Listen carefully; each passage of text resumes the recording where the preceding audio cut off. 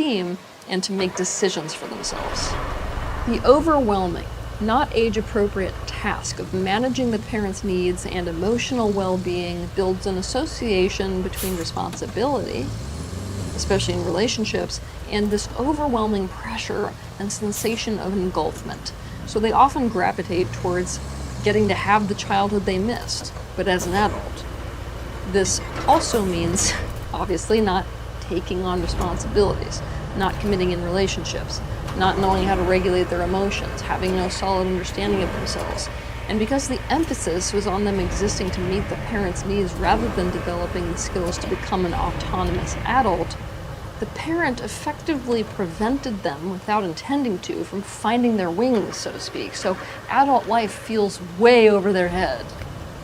5. With the absence of this template for how a boy becomes a man within society, boys and young men are lost and are looking out there for male role models.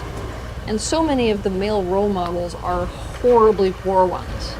Most of them TV characters and pop culture or social media icons, many of which espouse and model the very traits that keep a man in Peter Pan mode. I want you to think about dating coaches that teach men the art of the pick up and get laid game. Think tech moguls who teach men that rules and consequences don't apply to them if they have enough money and power. Think the get-rich-quick gurus who teach the prioritization of superficial gains and overnight success with no effort in. Think sports icons and misogynistic influencers that promote the emulation of a toxic male persona, complete with narcissistic self-focus, control of and domination over women, emotional manipulation, brand name obsession, the accumulation of power for power's sake, and absolute freedom with no limits whatsoever. Think television characters that portray father figures as either the frightening aggressor. Think Darth Vader, Tywin Lannister, Tony Soprano, Thanos. Or, to the other side, the incompetent, pathetic fool. Think Homer Simpson, Peter Griffin, Phil Dunphy, Stu Pickles. The rise of technological existence has created a loss of in-person community life. This has isolated men deeply. It has made it harder for men to gain role models, receive guidance from mentors, and even peers. Harder for them to engage in the active, not passive things that cause a boy to develop into a man. And harder for them to form deep and supportive connections. 6.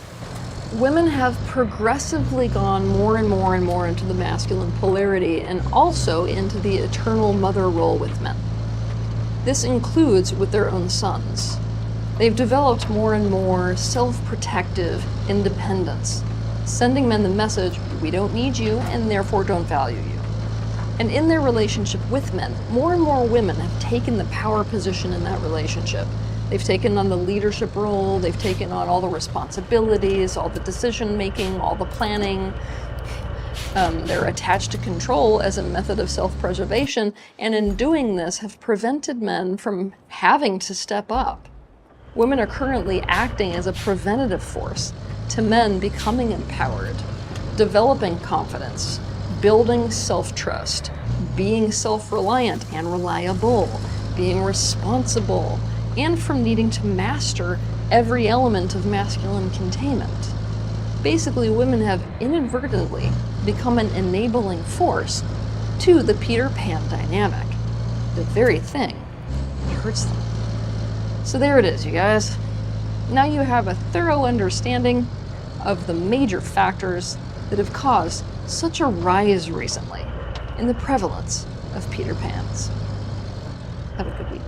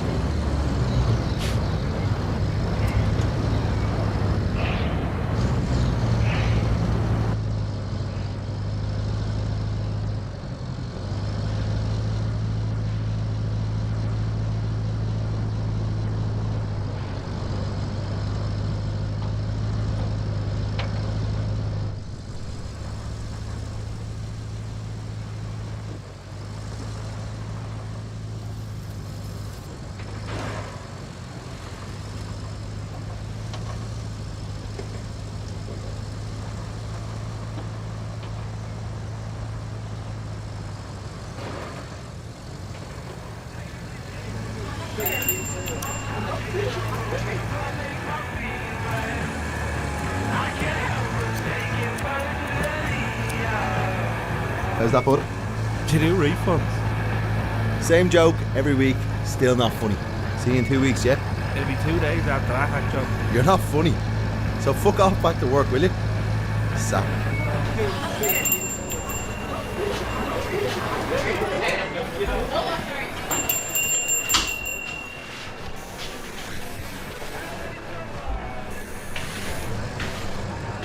Hey, how are you? Hey. Do you have an appointment? No, I didn't think I need one. I'll just. Oh no, you're all good. We're jam-packed today, but I can pop you in for another time. No, it's fine. I'll just come back when it's not too busy. It's fine. Yeah, sure? Hannah, that's my 3 o'clock.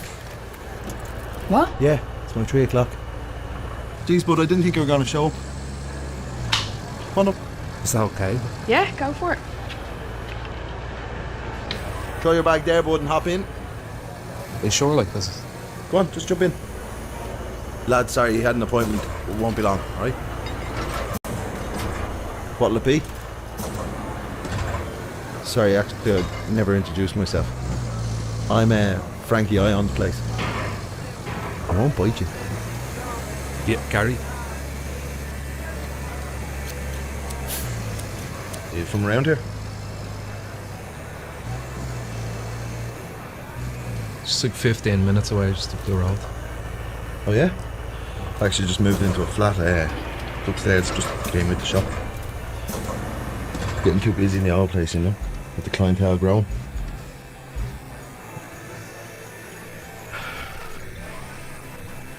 What you do for fun? Yeah, I go fishing sometimes, just. Yeah, fishing. Man, I used to go fishing with my dad all the time. We used to go crab fishing down in the Liffey. Where do you go? I just go to Harbour Beach. Harbour Beach. And I used to drink there all the time with the lads.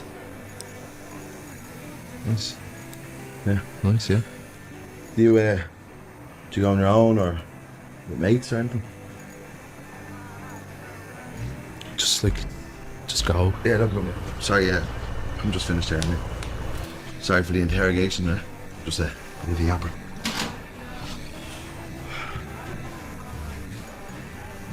How's that looking? It's grand. Yeah, it's grand, yeah. So I'll see you in a few weeks, yeah? Yeah, I would have come back, yeah. I'll come back down to you. But look, if the crowds are ever too much for you or anything, I open up every morning so I can get you in before it gets too busy. Cool, yeah. Cool. Nice to meet you. You too, man, yeah.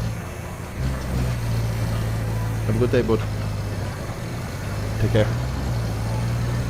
Hannah. Matrix. No problem. Cash, yeah. Yeah, sure. Thank you.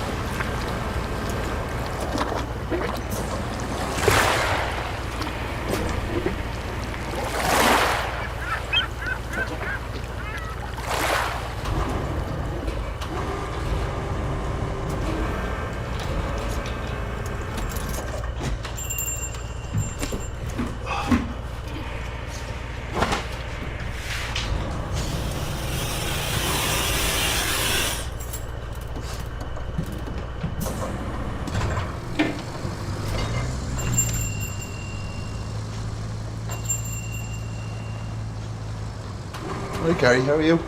Alright, Frankie. Jeez, I haven't seen you in ages, so I thought I wouldn't see you again. I know, it's just been busy as well. Couple of things on.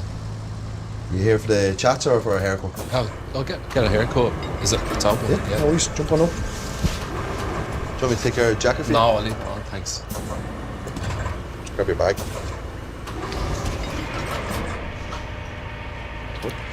Yeah, I hope you don't mind, I went a bit shorter this time. Just a bit nicer. Yeah, I like it, it's fine, yeah. So have you been up to much lately? No, not a lot, to be honest. The usual. Any fishing? Once or twice I went fishing last week, but Oh, yeah? yeah. I actually went to Harbour Beach myself. Did you go? Yeah. Just when you were in the last time, it just brought back a lot of memories of my youth, so grabbed the old rod and went down for a while to try catch some. Did you catch him? No. Man, to be honest with you, I'm not very good at it. So I sat around for a few hours and then just got myself fresh cod and chips afterwards. You any good at catching those little fuckers? I've caught in a while now. Why do we put ourselves through it? I just think I like the peace of it all. Yeah? It's nice out there, you know. Come here, do you mind if I grab your number? Wouldn't mind joining you on one of your fishing trips if you're up for it. With me? Yeah, why not? Because I'm just accustomed. Man, most of my clients that come in here are like great friends of mine. Pop it in there and we'll head out some Sunday. Sure? Yeah, absolutely, man. But look, even if you just want to have a chat sometime, you know. I'll pay you, yeah? Nah, I'll tell you what, it's on me. Oh, I have to pay you. You come here. Tell you what. You bring the fresh cod when we go fishing. Deal? You're off to go, yeah? Gary, you don't have to go, man. Let go. You don't have to go. I can help you, man. Let go of me now. I Gary, have to go, yeah? Do you want me to call I someone? don't need to let go of me now. I'm going, yeah? I can help you, man. You can't help. I don't need your fucking help, right? Here's your fucking money there, right?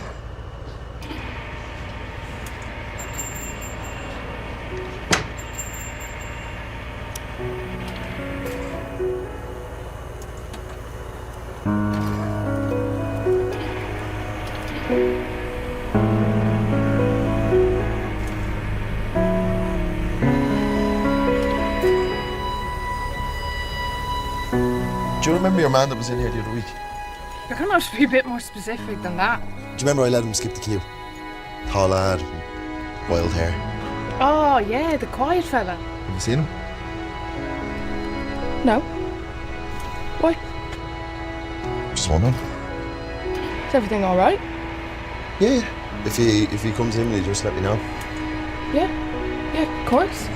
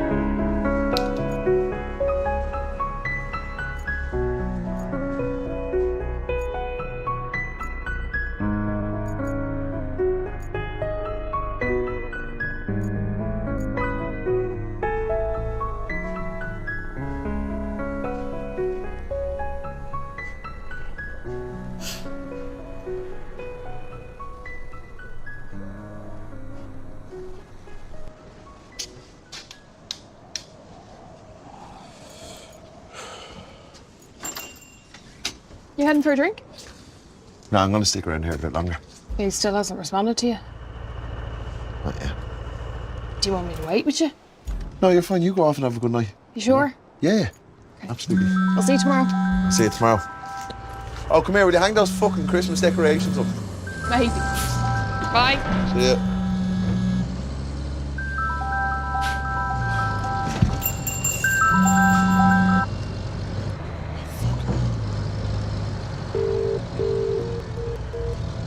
Fuck's sake, Gary, come on.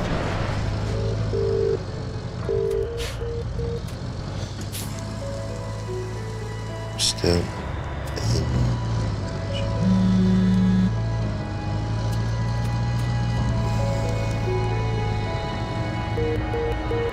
Fuck's sake.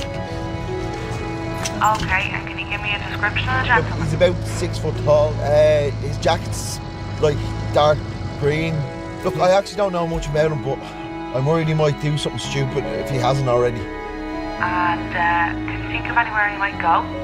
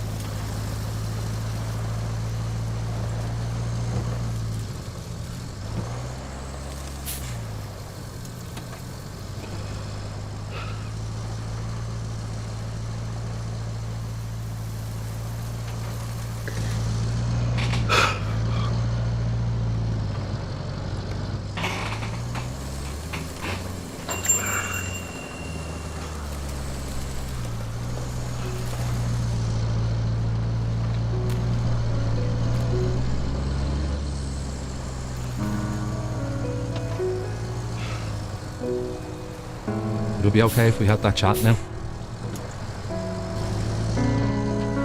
Please.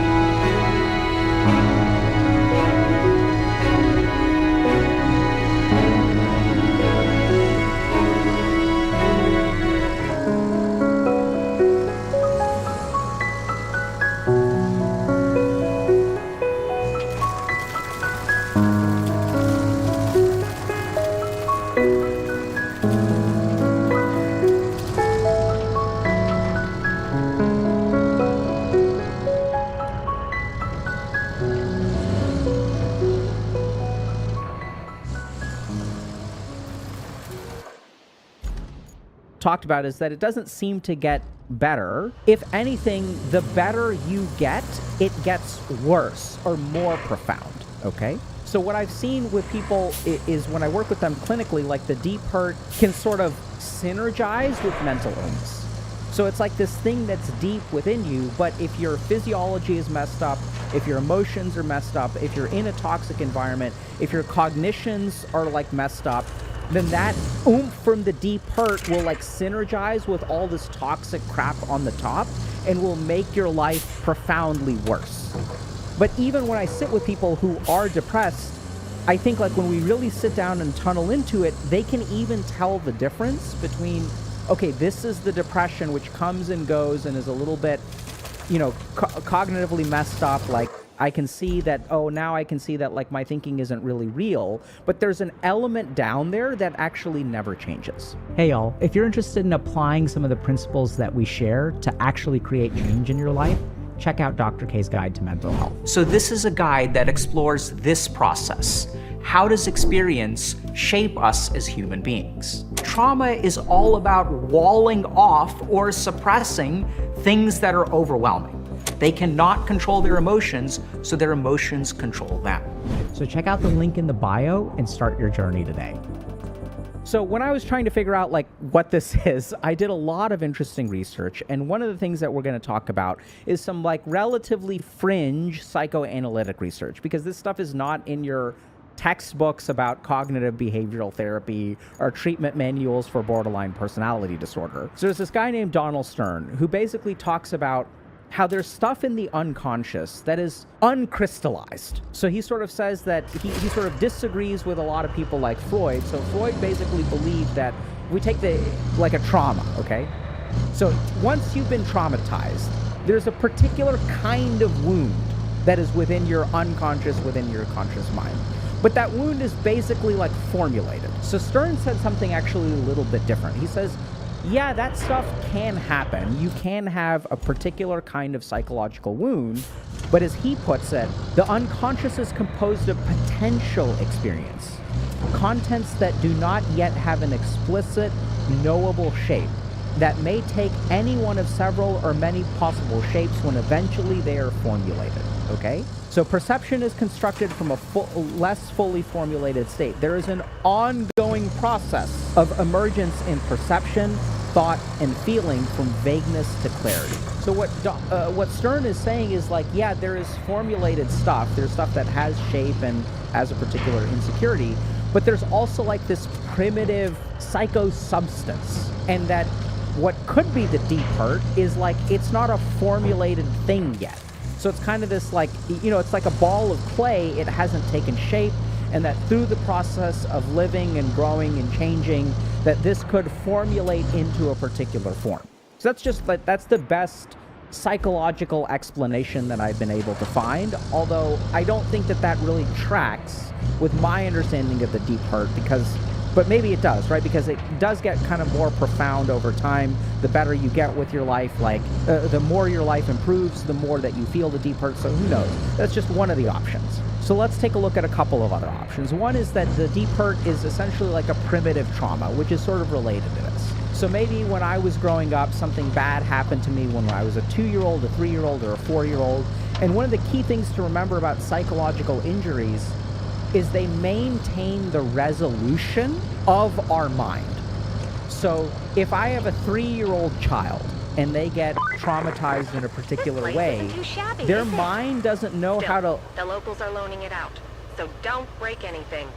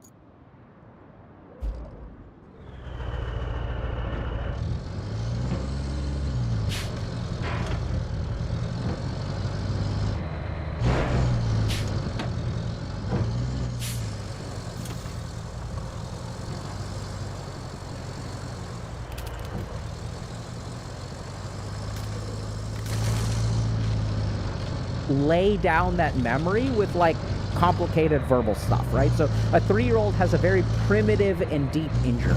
If I'm a teenager or an adult and I get traumatized in a particular way, that wound will be less primitive. It'll be more defined, right? So I'm pathetic, I'm ugly, like for example. So a teenager may think if they get bullied that I am ugly. So that kind of injury has more form to it than like a 2-year-old. A 2-year-old doesn't understand the concept of being ugly. So there's a possibility that the deep hurt is essentially a trauma, although I don't really think so, because there are many cases of like, you know, healing of trauma, which I've worked with patients, but the deep hurt remains. Another possibility is that this could be like an epigenetic phenomenon. So what does that mean? So this means that we know that there's some aspects of psychological damage which can actually be passed down through the generations. Now, it's not passed down at the genetic level. It doesn't alter our genetic code, but it alters our epigenetics. So epigenetics is turning on or off our genetic code. And we know, for example, that Holocaust, the descendants of Holocaust survivors can exhibit some symptoms of PTSD. So there's one example of the deep hurt, which I talked about on Stephen Bartlett's podcast. So here's a quick clip of it. And when I was meditating, I realized one day that in a past life, I know this is going to sound completely insane, but I've done that. What you're hearing now is not a hypothetical. I've lost a child before. I've been a mother before, and it took me some time to figure this out. But when you meditate, you start to discover things about yourself. And I have this very deep sense of loss in me that I've lost a child. This is not hypothetical. I know what it's like to lose a child. And it's happened to me before, and I still carry that hurt with me from a past life. So when you ask me this hypothetical, this is not a hypothetical for me. This is a trauma that I've experienced, just not in this life. So this is my subjective experience of it. Like there's this really, really profound pain deep within me that has nothing to do with my experience of this life. So then the question becomes, okay, like what is this, right? So maybe it's something that I made up in my mind. Maybe my genes are just wired a particular way. But I think this is where epigenetics come in. So it's possible, and I know, for example, that people, you know, in the generations above me have lost children. So if my grandmother, let's say, lost a child and then that changed her epigenetics, is it possible that her psychological experience of losing a child could have been passed down to me?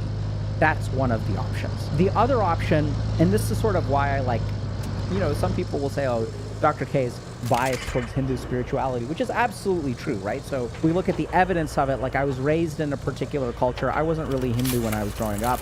I thought it was all BS. I was pretty much an atheist. But I've absolutely had profound experiences in meditation. And part of the reason that I've been drawn towards meditation is because I have some of these experiences and I want to understand this stuff, right? I want to understand what is this ache inside me. And as I read texts about epigenetics and psychoanalysis, I don't find an answer that's satisfying enough. And so as I turn to things like meditation and I start to do meditations on, you know, unlocking my past lives, because I was really curious about this. Impressive, at least with all the effort you put into it. But looks aren't so important. Pipes are. With pipes, we actually have a chance of restoring the water supply to the whole area. And the locals will have only you to thank for it, and maybe me. Just a little. Not that they will even know about us. The company isn't big on giving credit where it's due. It sure would be nice to keep all the pipes and use them in the restoration. But, you know, that's not how the world works. Now, you need to restore the pipe supply chain by plotting a route from the factory to the supply depot and fixing the road. In exchange, we get some of the pipes that the factory produces. Better than nothing, I suppose.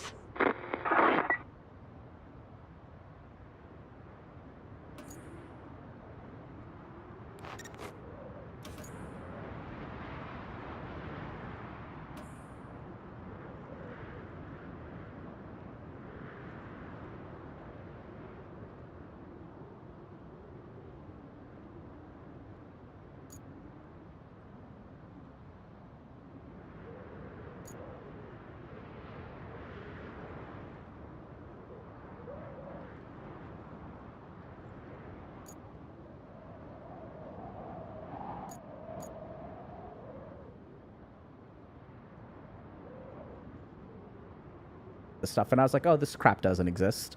But in this text, there's a technique that sort of talks a little bit about how to have an understanding of your past lives. So I was like, let me try this out. And as I do these kinds of techniques, I feel like this unlocking of this sensation.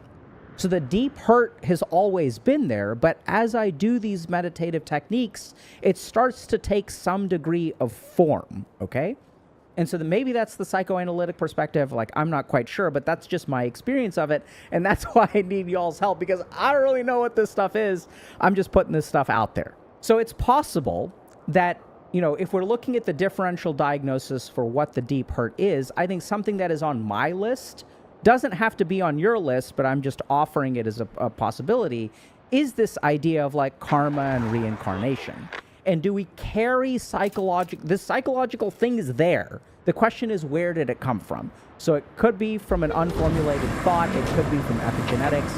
And one of the things that's on my list of potential options is that this is a psychological wound that I inherited from a past life, because it sure as hell doesn't seem to have come from this one. The last thing that we're going to talk about in terms of the deep hurt is something called the bodhicitta.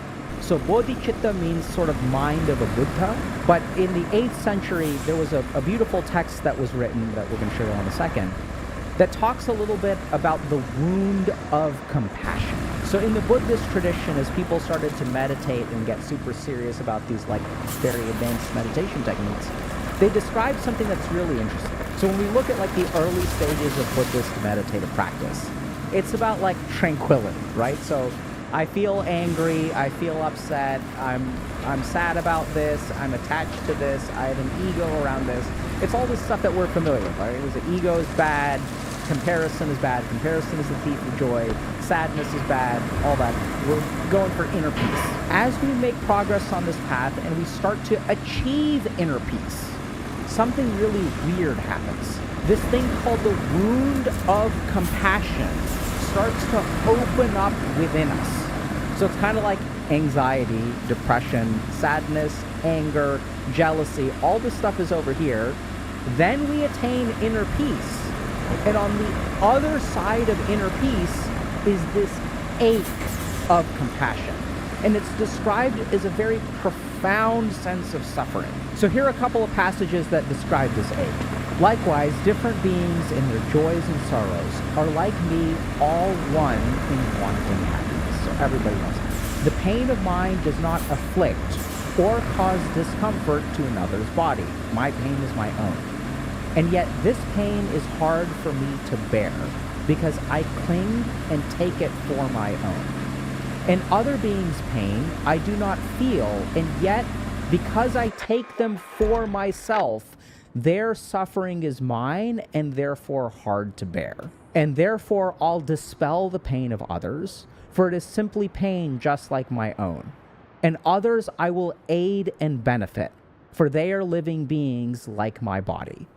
Since I and other beings, both in wanting happiness, are equal and alike, everyone wants happiness, what difference is there to distinguish us that I should strive to have my bliss alone? Since I and other beings both in fleeing suffering are equal and alike, everyone's trying to run away from suffering, what difference is there to distinguish us that I should save myself and not the others? Since the pain of others does no harm to me, I do not shield myself from it. So why guard against my future pain, which does no harm to this, my present me? Basically, this text talks a lot about, I have this suffering and this pain within me. A lot of other people have this suffering and pain within me. And it talks a lot about sacrificing ourselves for the sake of like other people's betterment. And like sacrifice in a really messed up way. My body thus, and all my goods besides, and all my merits gained and to be gained, I give them all, and do not count the cost, to bring about the benefit of beings. This body I have now resigned, to serve the pleasure of all living beings. Let them ever kill, despise, and beat it, use it according to their wish. And so let beings do to me whatever does not bring them injury. Whenever they may think of me, let this not fail to bring them benefit. So this person is basically saying, Let them do whatever they want. Their hurt is important. I should sacrifice myself for the sake of other people's hurt. Now, it's not so much about whether this is right or wrong. What I want y'all to think about is, does the person who write this feel the deep hurt? For someone to say something like, let me give up everything that I have for the benefit of other people. Who cares about the cost to me? It's all about them. Imagine the degree of compassion that they have to feel. And I don't know if this makes sense, but like, as I have grown more stable, the hurt that I feel for other people, like my compassion has started to increase so much. And so I wonder whether these people who are sort of talking about the bodhicitta, about the wound of compassion, are actually right. The one thing that I do know that's so interesting is that it's been my overwhelming experience that the more that I lean into the deep hurt, the more oomph it adds in the outside world. So as I connect to this deep hurt, and that's why like my patients with bipolar hate getting rid of it, it causes me to feel more hurt, feel more pain, but it also enriches life. And I tend to find that that oomph also, like, when I lean into the oomph, I start to see manifestation in the real world. So I know that sounds really weird, so let me explain. Some of my patients, it means writing a beautiful song. It means making a beautiful work of art. In my case, it's making videos on this channel like this. It's recognizing that there's 8 billion people on the planet, most of whom are suffering and who don't know what the hell to do about it. And so here I am, not even understanding this concept. But as I connect to that hurt, it's like I have to try. Even if it costs me something and no one benefits from it because I'm not making any fucking sense, because none of this stuff makes sense, and we don't even know what we're talking about, I have to try anyway. And that comes from the deep hurt.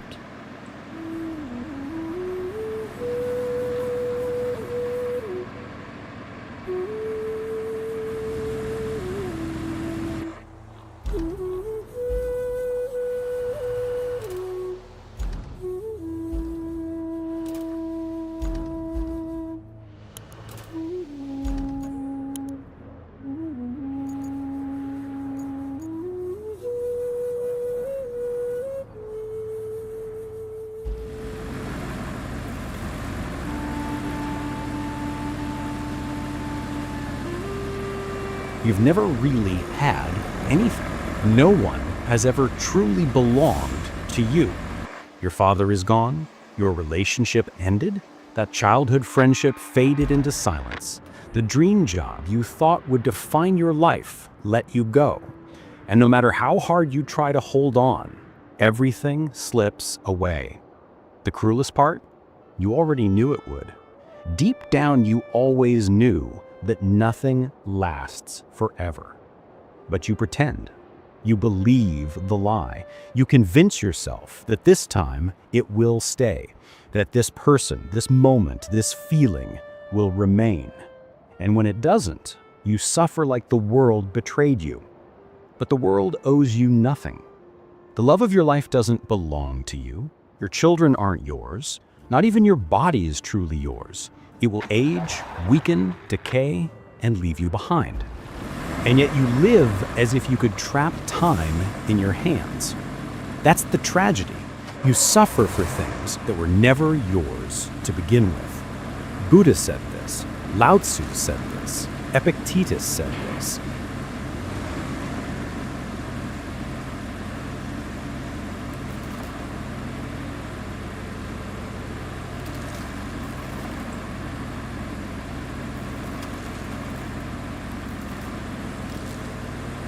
Imagine opening your eyes for the very first time, and the first thing your body does is scream. Not speak, not breathe calmly, scream. Humanity calls that scream a miracle, a celebration, a sign of life. But what if it's something else? What if that first cry is the most honest sound a human ever makes? The sound of a being dragged into a world it never asked to enter. No one tells you this, but sometimes love is a no. Not a refusal of the kiss, the touch, or the desire, but a refusal of the beginning itself. Some people spend nights dreaming of a child's future smile, building hope out of a face that doesn't exist yet. But others, in far greater numbers than we admit, spend their nights praying that a child never comes, not out of coldness or lack of love, but because they know how much pain already exists in every corner of the world. And here is the thought almost no one dares to face. Maybe the most loving act is not creating someone who will eventually suffer. The philosopher Julio Cabrera wrote the sentence that defines this idea: "Because I love you, you will not be born." In his philosophy, love isn't creation. It's the courage to interrupt a tragedy before it begins. It's not hopelessness, it's clarity. We live in a culture that treats birth like a holy event, a universal blessing, a miracle. But maybe a miracle is just a well-polished illusion hiding one of the quietest forms of violence, creating consciousness without its consent, bringing someone into a world that guarantees nothing except loss, sickness, fear, and effort. Think of the myth of Kronos devouring his children. People say it's about cruelty, but it's really about time. Kronos is time, and time consumes everything it creates. Cabrera simply asks, why give more bodies to time? At first, the idea feels absurd, even offensive, until you really look at the world around you. Look at wars that have lasted longer than the lives of the children born during them. Look at hospital lines that wrap around buildings. Look at orphanages filled with children who may never hear their names spoken with love. Look at the people who collapse under the weight of their silence because no one ever listened. Every one of these stories began the same way. Someone believed that giving life is always a good act. But what if the opposite is true? What if the real act of kindness is ending the chain of pain where it stands? Cabrera's philosophy isn't for the weak. He doesn't defend suicide or giving up. He asks for something infinitely harder: to keep living, to keep breathing, while knowing that life itself is ethically questionable. To choose to be the last link in a chain, not from despair, but from love. Because I love you, you will not be born. It isn't selfishness, it's extreme empathy. The recognition that existence is such a heavy burden that the greatest act of love is not placing that weight onto someone else. And this marks the beginning of a journey most people will never take. The journey of looking at life without illusions, without the glossy filter of miracles or the warm narcotic of automatic hope. The journey of discovering what it means to love someone so deeply that you refuse to create them.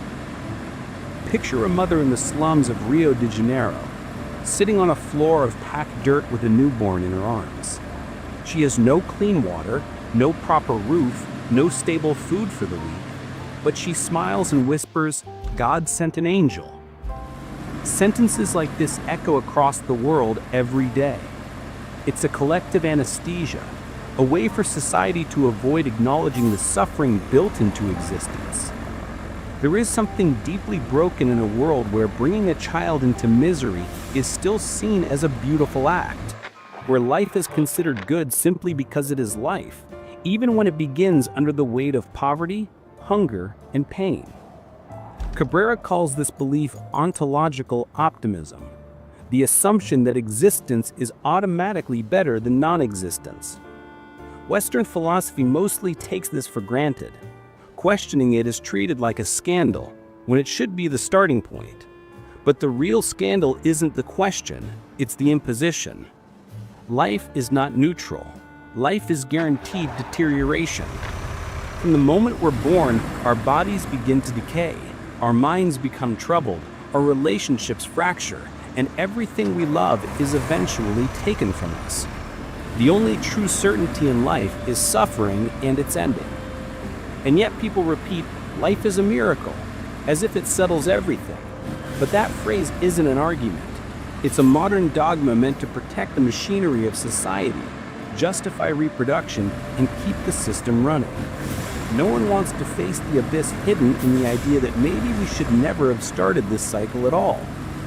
Medicine works tirelessly to prolong life, but no science asks whether life is worth prolonging. No one asks the unborn for consent because the mere act of asking exposes the truth. Birth is an imposition, not a gift. Nietzsche wrote, "He who has a why can endure any how." But what if there never was a why? What if birth is nothing more than a biological accident, followed by a long stretch of days where the best we can hope for is to suffer slightly less than yesterday? Human life isn't simply full of suffering. It is structured around suffering. Cabrera writes that ontological optimism is useful for those who already exist because it helps them keep moving. But when used to justify creating new life, it becomes propaganda, and propaganda is the opposite of ethics. There is no way to prove that birth is always better than non-birth. Great job! You secured yourself a steady supply of pipes. Should help us out a great deal in the long run. Anywho, if there's anything you can't have too much of in our business, it's concrete. At the moment, we barely have any, so sourcing more is a must. I think you can guess where I'm going with this. You betcha! There's a concrete plant in the area. I can't confirm its status from the satellite images. Could you go and check it out? Pretty please.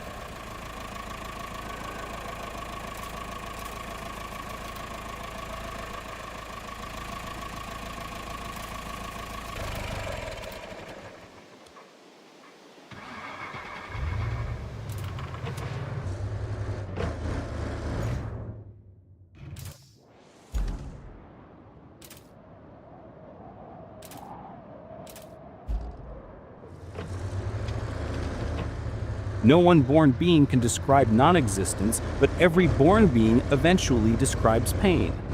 This isn't despair, this is responsibility. Not bringing someone into the world isn't giving up, it's stopping a cycle built on denial and unquestioned belief. Life is not a gift. Life is an obligation that no one chooses. And no obligation forced on someone without choice can ever honestly be called a blessing. Birth is the first harm we suffer, and the only one no one escapes without scars. The scene is simple, universal, and impossible to escape. A body pushed out into cold air, lungs burning as they expand for the first time. The raw scream ripping through the room. The world calls this the beginning of life. But philosophy, when it dares to be honest, calls it something else. The first rupture. The moment a being is thrown into existence without consent, without context, without escape. Freud, in Beyond the Pleasure Principle, described birth as the original trauma, the moment that begins the lifelong conflict between desire and reality, pleasure and pain. But Cabrera goes further. For him, this trauma isn't only psychological, it is ethical. He writes that the fundamental aggression is in the act of being born, and from that moment on, everything a person does will be an attempt to manage a pain they never chose. Traditional ethics, from Aristotle onward, assumes that life is the space where good is achieved, where virtue can flourish. But Cabrera flips this entirely. He argues that life is the space where harm has already begun, not because of choices, but because of conditions. I think we've seen enough for now. It will take some time and effort to bring it back up, but this concrete plant could still work. Great job investigating. Most of the time, I believed in you. Just being honest. Exactly as we thought. No power, and we can't run a plant like that. To lay a new cable, we'll need to clear out some trees first. Luckily, my database shows there's a harvester in the sawmill's garage. I think you know what to do. Drive over there and see if that harvester is still working. But of course you can't run a plant, the damaged water supply pipe either. So, once you get there, you'll want to clear the driveways for the trucks and repair the water pipe.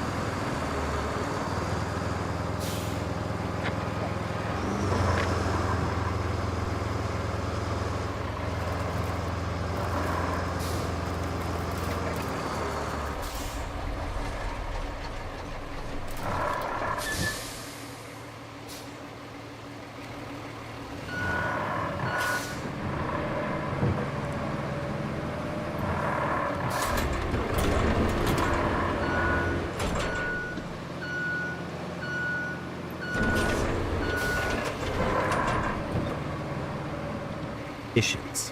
Birth is not a neutral starting point, it is a forced beginning. There is no contract, no agreement, no signature. Yet every moral system is built on the fiction that life is a gift. How can ethics be built on a lie about its own origin? Cabrera calls his idea the ethics of origin. It means recognizing that morality is constructed after an unavoidable violation. Every attempt to do good stands on a foundation of primordial injustice, the fact that we were brought here without choice into a world of suffering, limitation, loss, decay. Classical philosophy avoided this truth because it is unbearable. Kant tried to save morality with his idea of autonomy, the rational subject choosing between good and evil. But autonomy before existence is impossible. You cannot choose to exist. You cannot sign the contract of life. A being that did not choose to exist can never be fully free. Every freedom we claim is already contaminated by the original imposition. That is why Cabrera speaks of negative ethics, an ethics not built on doing good, but on preventing harm. It isn't about making the world better, it's about not repeating the act that starts the entire cycle of pain. Medicine calls birth the start of life. A truly honest philosophy would call it exposure, total exposure, placing a fragile consciousness inside a system guaranteed to wound it. Pain is not accidental, it is structural. Schopenhauer saw this long before Cabrera. He wrote that life swings like a pendulum between pain and boredom. There are moments of pleasure, yes, but they exist only as brief interruptions in a much larger landscape of dissatisfaction. If birth condemns us to a cycle of wanting, lacking, failing, and hurting, then the only truly ethical gesture isn't enduring life well, but preventing another from entering the same cycle. Cabrera writes that birth is the only morally irreversible act. Once someone is brought into existence, there is no undoing, no correction, no apology powerful enough to take back the harm. Everything ethics tries to fix afterward, feeding the hungry, comforting the sad, healing the sick, is noble, but secondary. The original harm has already been done. Birth is the absolute damage. This leads to the question most people spend their whole lives avoiding. Is it legitimate to cause another life? Here, philosophy splits into courage and cowardice. Courage is confronting the moral scandal of birth. Cowardice is calling it a miracle. The ethics of origin is harsh because it offers no escape route. If life is structured around suffering, then creating life is inevitably an act of ethical violence, even when disguised as love. But here is where clarity becomes compassion. Cabrera is not condemning those who live. He is revealing the cost of existence. Only someone who understands this cost fully can love consciously, not as someone who spreads existence blindly, but as someone who chooses not to replicate the wound in another. Birth is the first injury. The love Cabrera writes about is the act of preventing that injury from opening in another body. Every generation promises, my children will have a better life, and every generation fails. Humans live caught in a paradox. They want to offer love, but they end up passing on pain in a different shape. They think creating someone gives meaning, when in reality they recreate the same void they desperately try to escape. There is something tragic and deeply human in this contradiction. We search for continuity as if it's transcendence. We want to be remembered, to leave something behind, to give life, but beneath this desire is fear. Fear of disappearing, fear of being forgotten, fear that our existence won't matter. Cabrera sees in this the core of modern moral contradiction. Parenthood is a form of ego wrapped in the language of love. To procreate is to impose on another the same burden we didn't refuse. Cabrera writes that the love that creates is not always generous. Sometimes it is possessive. It wants to leave a mark, a mirror, a symbolic continuation. But the love that refuses to create is the opposite. It is selfless. It asks for nothing in return. It does not want an echo, a bloodline, or a reflection. It dissolves itself so as not to repeat the violence of existence. Camus once said there is no destiny that cannot be overcome by scorn. Cabrera goes further. Some destinies are best overcome by interruption. If life is a repeated cycle of suffering, then the only truly human act is the refusal to create another soul trapped in that same cycle. Cabrera's antinatalism is not hatred for life. It is an attempt to love without injury. Today, millions choose not to have children, not out of apathy, but out of lucidity. The world is saturated, exhausted, overfilled with broken stories, wounded childhoods, and unfinished lives. And what's striking is that recent psychological studies show that people who consciously choose not to have children for ethical reasons rather than material ones report higher levels of subjective well-being. Great work! Renunciation. Now all we need to do is fix up the plant's power supply. You'll want to use the harvester to cut down the trees around the transformer station. Besides, we need the logs. And killing 2 birds with 1 stone is the environmentally responsible thing to do, figuratively speaking.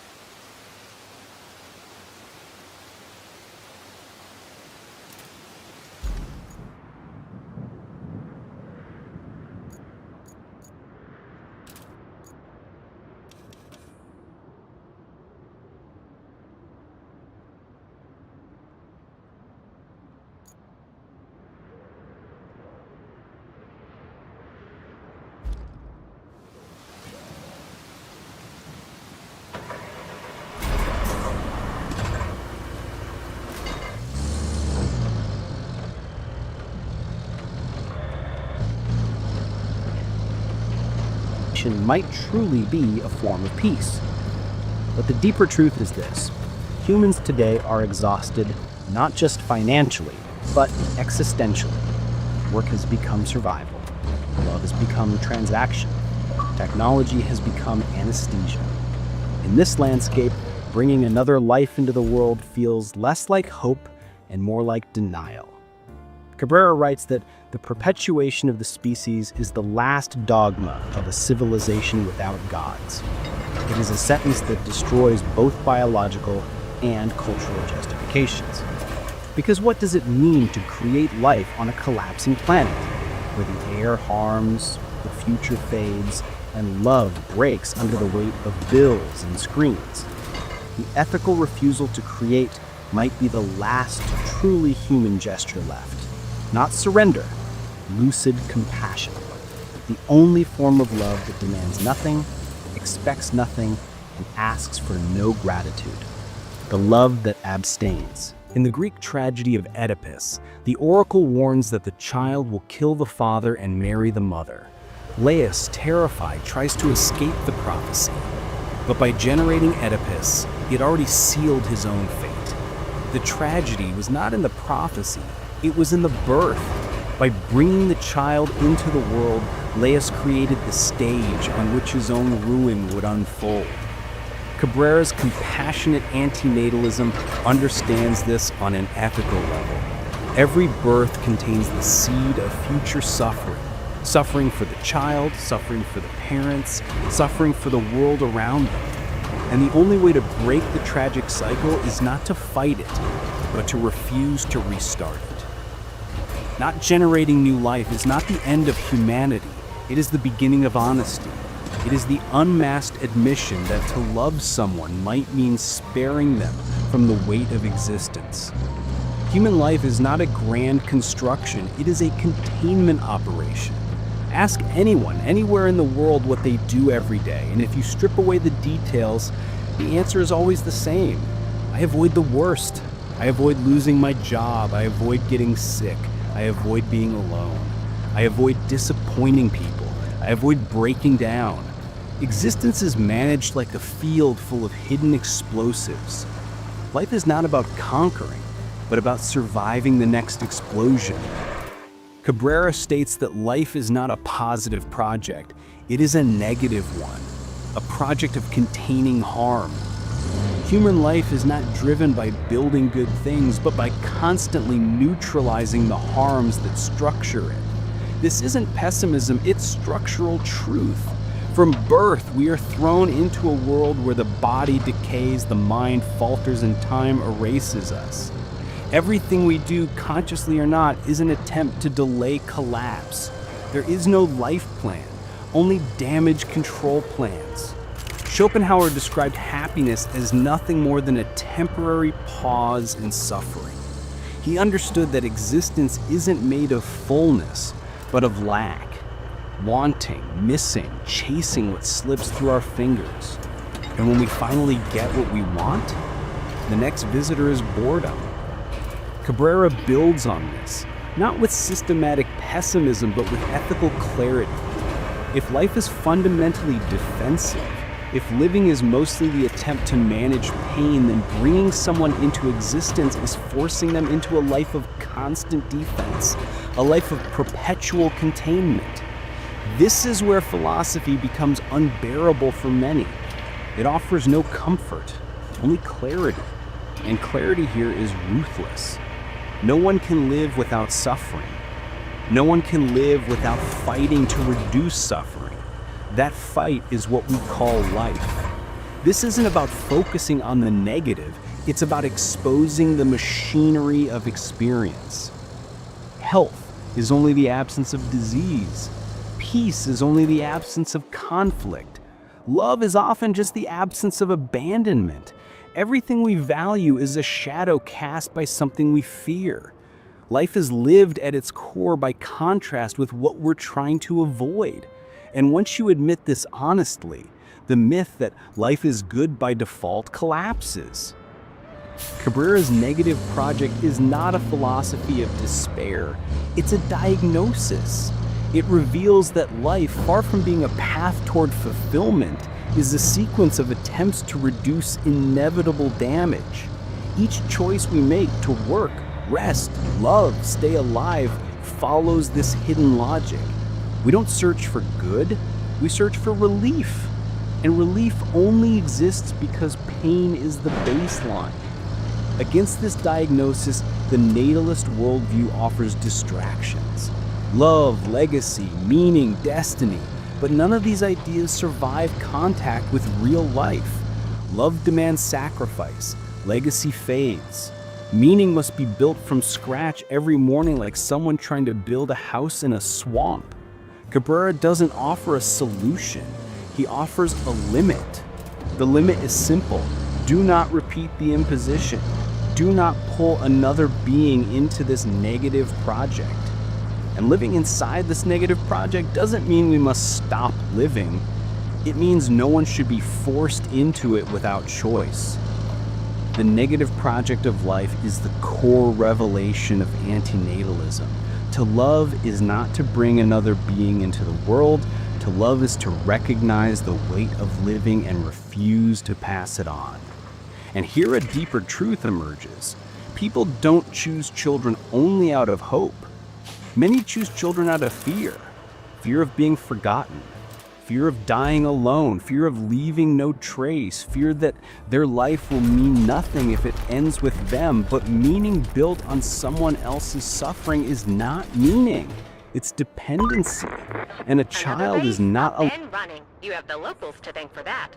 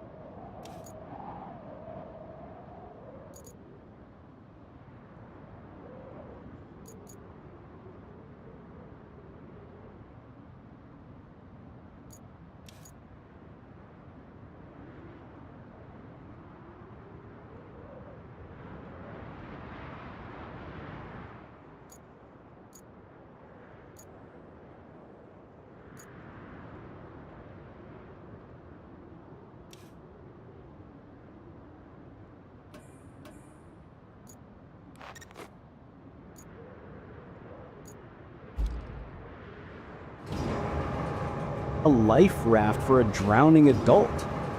The world is full of people who were born into lives shaped by fear, insecurity, or the desire of their parents to feel immortal.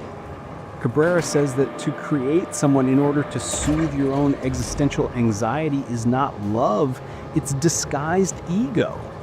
And the disguised ego is everywhere. Parents often say they want to pass on their love, but they also want to pass on their name, their blood, their hopes, their unresolved dreams. They want continuity. But continuity is not compassion. The love that refuses to create, on the other hand, asks for nothing. It does not seek validation. It does not want a mirror. It does not want a legacy.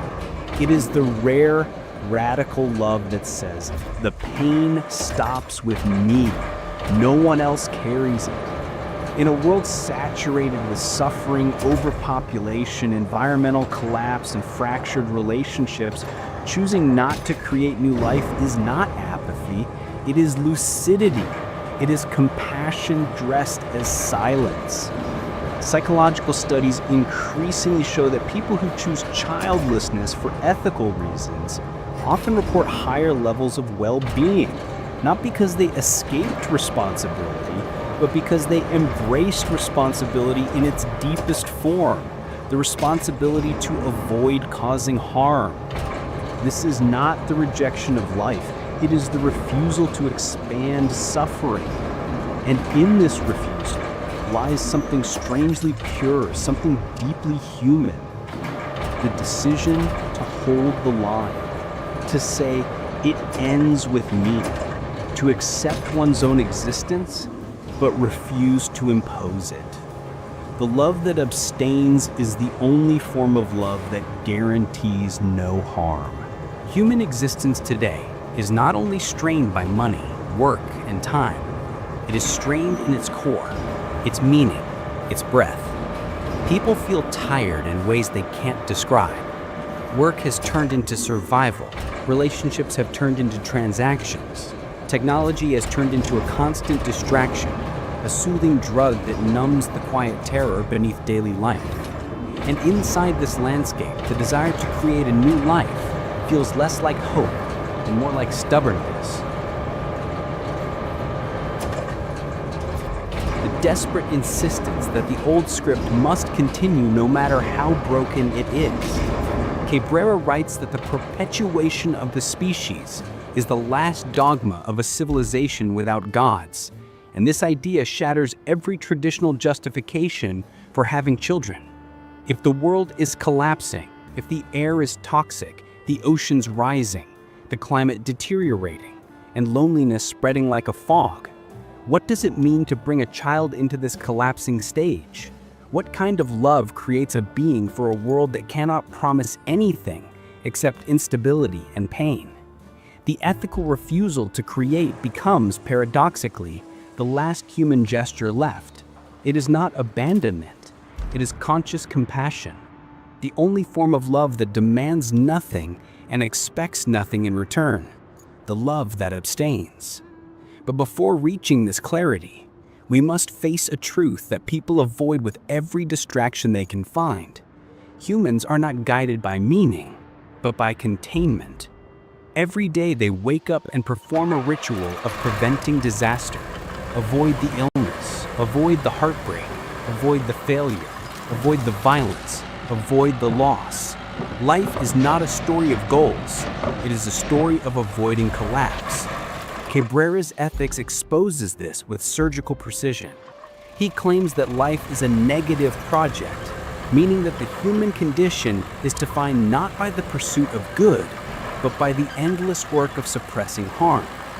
Everything we call good is simply the momentary silence of something worse. Health is only the absence of disease. Peace is only the absence of conflict. Security is only the temporary delay of danger. Joy is only the brief interruption of pain. And even love, the most praised experience of all, is often the absence of loneliness, the avoidance of abandonment, the shield against despair. Once this structure becomes visible, the romantic idea of bringing a child into the world collapses, because to bring someone into life is to force them into this machinery of avoidance, into the system where every breath is a defense mechanism. And the worst part is that no one chooses to be here. That fact alone contains more ethical weight than society is willing to admit. People are terrified of confronting this truth because it exposes how thin the stories are that hold the world together.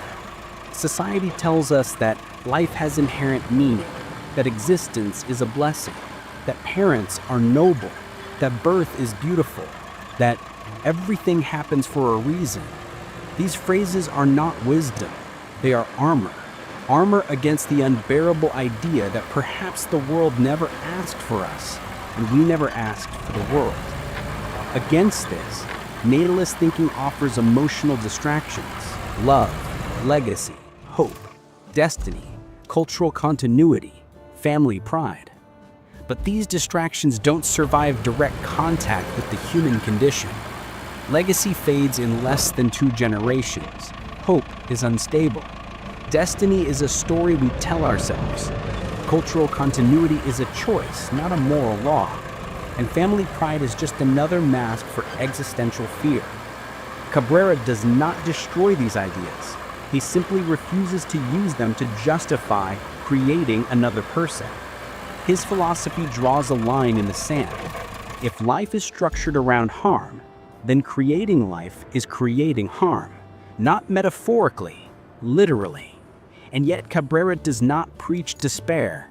He praises lucidity, the kind of clarity that demands courage, because clarity reveals a responsibility most people never consider.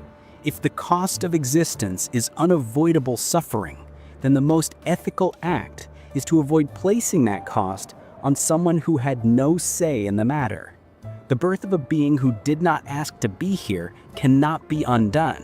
Their pain cannot be retrieved. Their suffering cannot be refunded. Their existence cannot be reversed. And because of this, antinatalism becomes not a rejection of life, but a defense of those who do not yet exist. The greatest compassion is towards those who are not here. It sounds strange, but it is ethically precise. The only way to avoid forcing suffering on another is to avoid creating the one who would suffer. Cabrera calls this the final frontier of ethics, the point where morality is no longer about doing good to those around us, but about refusing to produce someone who will be exposed to the entire structure of harm.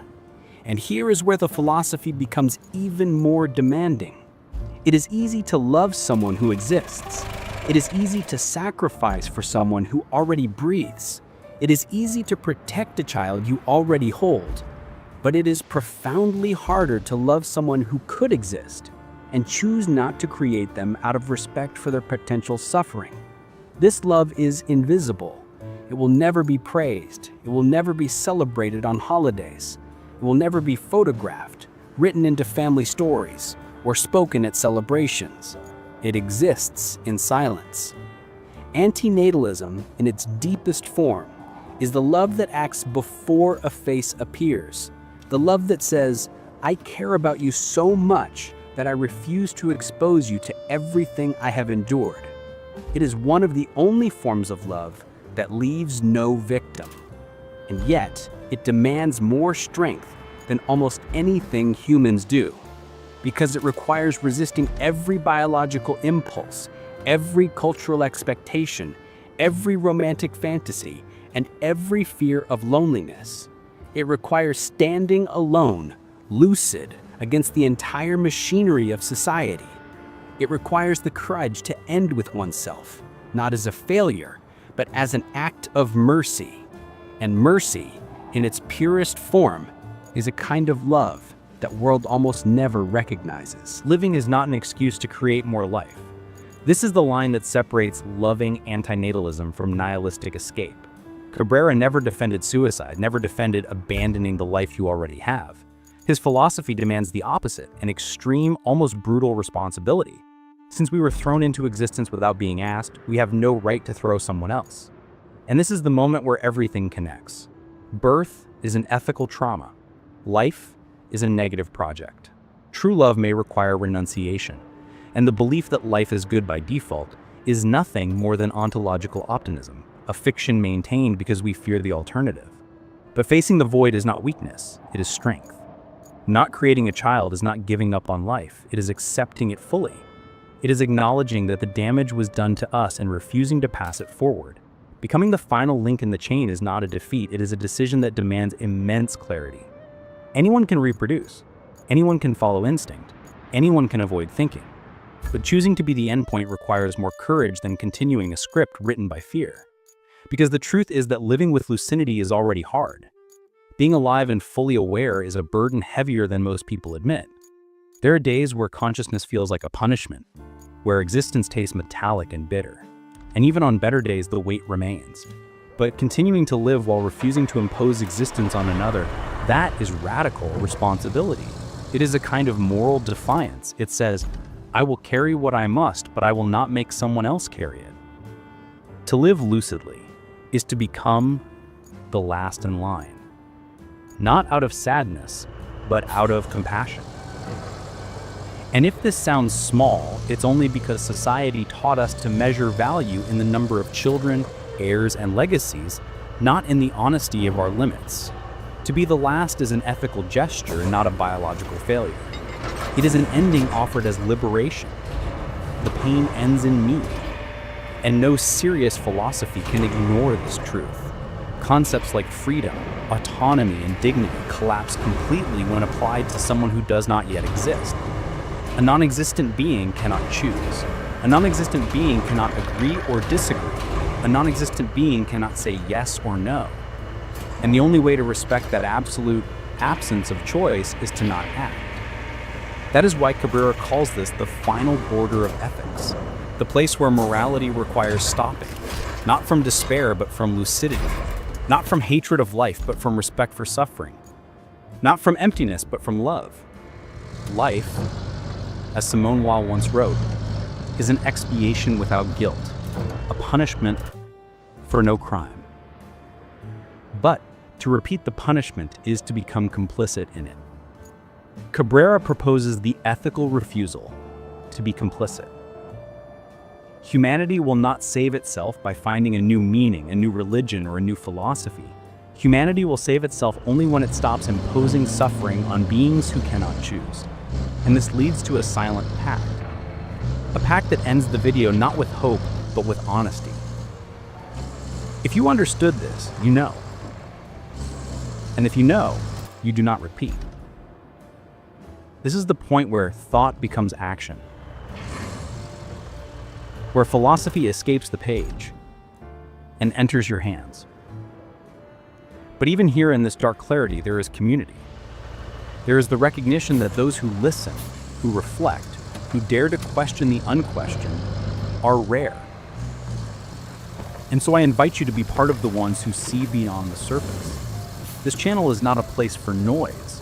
It is a refuge for those who refuse to lie to themselves. Joining as a member is not just supporting content, it is supporting a kind of thought that almost has no oxygen in today's world. A kind of thought that many fear, many reject, but many secretly feel burning inside their own silence. Members keep this philosophy alive. They make the difficult conversations possible.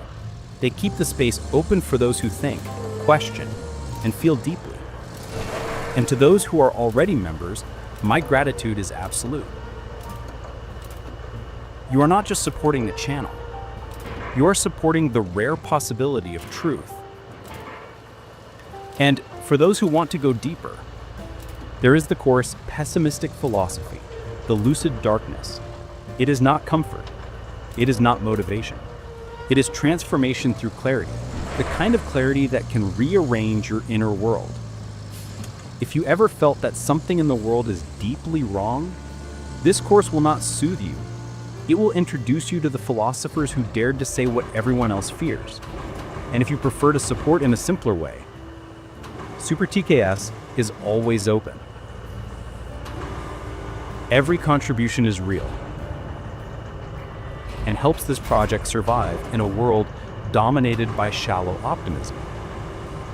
But the truth is, even watching this far is already support. Reflecting, commenting, sharing your thoughts, all of it matters because this space is not a monologue. It is a philosophical shelter for those who still think in a world where thinking feels like a burden. And if you think, feel, and question, then you already belong here. You are already part of this. This is not just a channel. It is a gathering of lucid minds who refuse to live anesthetized, and that alone is rare. Life was never a gift. It was a task handed to us without warning. And yet humanity keeps insisting that continuing this task is an obligation, almost a sacred duty. But this is the illusion Cabrera dismantles with the precision of someone who is not afraid to look directly at the wound. He says that living by itself is not a justification to create another life. And once you understand the structure of existence, its trauma, its weight, its containment, you realize that bringing someone into this world is not neutral, not natural, not automatically good. It is a choice with irreversible consequences. This is why Cabrera's ethics feels almost like standing at the edge of a cliff, not to fall, but to finally see. When you look at life without the fog of myths, without the chance of miracle and purpose, you see the machinery for what it is, a system where every being must suffer, must struggle, must decay, must fear, must lose everything they love, and must eventually die. And yet we call this a blessing. We call it a gift. We call it sacred. Why? Because the truth is unbearable. And so society builds stories to protect itself from the horror that maybe existence is not inherently good. But Cabrera knows that maturity begins when we stop clinging to stories and start confronting reality with a steady mind. The maturity to say, if life is harm, then creating life is creating harm. That is the ethical core. And the only morally pure decision, the only one without victims, the only one without potential suffering, is the decision to not create. People misunderstand antinatalism as hatred of life, but it is the opposite. It is the refusal to force life onto someone who cannot choose. It is the defense of those who are silent, not the living, but the not yet living. And nothing is more defenseless, more voiceless, more vulnerable than someone who does not exist. They cannot protest, they cannot resist, they cannot say, "Do not do this to me." And so Cabrera proposes the only ethical respect possible. Do not act, do not impose, do not create a being who will inevitably be wounded. You cannot harm someone who is not created. You cannot violate the autonomy of someone who never becomes. And this is the final frontier of ethics, not compassion for the existing, but compassion for the non-existent. The greatest kindness possible is the kindness given to someone who never has to suffer. This is not negativity, this is precision. Once this becomes clear, something radical happens. You begin to see how much of human behavior is driven by fear. Fear of loneliness, fear of insignificance, fear of dying forgotten, fear of having lived for nothing. And so people create children not out of courage, but out of fear. The child becomes a shield against the terror of being erased. But this fear-based creation is not love. It is desperation wrapped in sentiment. Cabrera says that using another human to fill your existential holes is not ethical. It is not noble. It is not romantic. It is survival disguised as generosity. And the world is full of people who are born into families built on fear rather than love. People who inherited trauma, expectations, burdens, deaths, and silence that was not theirs. People who were created because someone could not face their own emptiness. The child becomes the answer to the parent's question, "Who will remember me?" But this is not a question a child should be forced to answer. A child should never be born to satisfy the existential anxiety of another. And this is why the love Cabrera describes is so rare. It asks for nothing. It creates no echo, no legacy, no extension of the self. It is the love that says, "I will not make someone else carry the weight I carry." Everything in life is a cycle, but cycles do not end on their own. They end when someone decides to end them. When someone says, "The suffering stops here."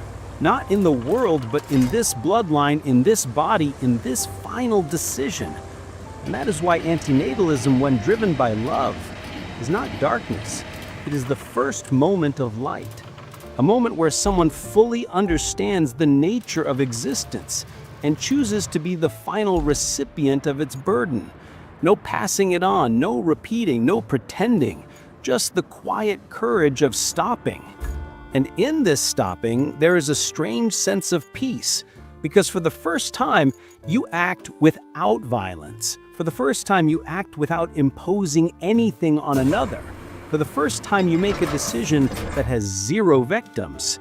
And that is the highest form of ethics. A life without heirs is not a failure, it is a gift, a final gift. A gift of non-existence, which is the only state untouched by suffering. And so the video ends not with hope, but with honesty. If you understand this, you know. And if you know, you do not repeat. Understanding brings responsibility. And for those who have walked with me until this point, I invite you to stay, not just as viewers, but as part of a rare community that dares to think where others refuse. This channel is not entertainment. It is a sanctuary for minds that refuse to sleep.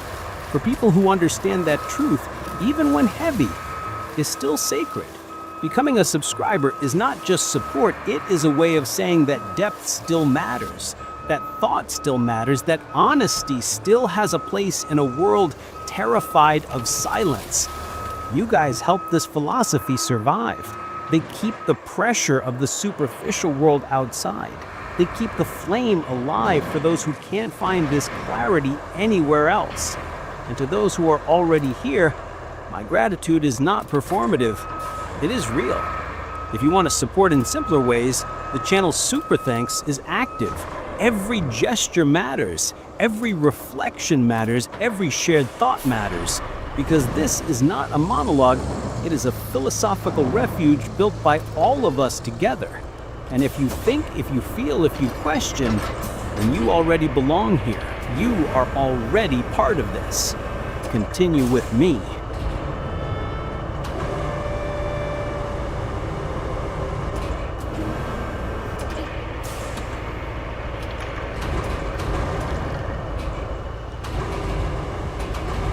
The term pueriternus is Latin for eternal boy. It is mentioned for the first time in the Metamorphoses, written by the Roman poet Ovid. The child god Iacchus is praised in his role in the Eleusinian Mysteries, initiations related to Greek goddesses, and the most famous of the secret religious rites of ancient Greece. In later times, the child god was identified with Bacchus, another name for Dionysus, and the god Eros. He is a god of life, death, and resurrection, the god of divine youth. Swiss psychiatrist and psychologist Carl Jung rescued the mythological term of pueriternus and used it in the exploration of the psychology of eternal youth and creative child within every person. When the subject is a female, the Latin term is puella eterna. It is an archetype, a primordial structural element of the psyche, and like all archetypes, has both a positive and a negative side. It can bring the energy, beauty, and creativity of childhood into adult life, or thwart self-realization and doom us to both unrealistic adolescent fantasies and experiencing life as a prison. The eternal youth archetype is the first one we experience in life and remains vital throughout our whole life. It is closely related to the mother archetype. A puer or puella avoids individuation and fights against his or her inner drive towards psychological wholeness. This stunts growth. While they have a great imagination and rich inner life, they do not bring it into consciousness and thus do not progress in life. The potential remains hidden and unused, stored away in the depths of the unconscious. In The Matrix, the main character Neo is offered the choice between a red pill and a blue pill. The blue pill allows him to remain content and comfortable in a simulated reality.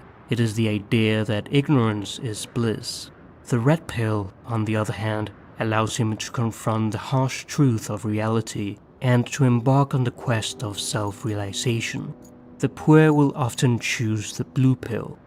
Those who find themselves unable to commit to work, to form satisfactory relationships, to commit to the discipline of education, to carry the weight of responsibility, or who feel that their life has become meaningless, will find the integration of the archetype of eternal youth invaluable in their life. In her book, Puer Eternus, a psychological study of the adult struggle with the paradise of childhood, Jungian analyst Marie-Louise von Franz gives us an in-depth exploration of the Puer Eternus.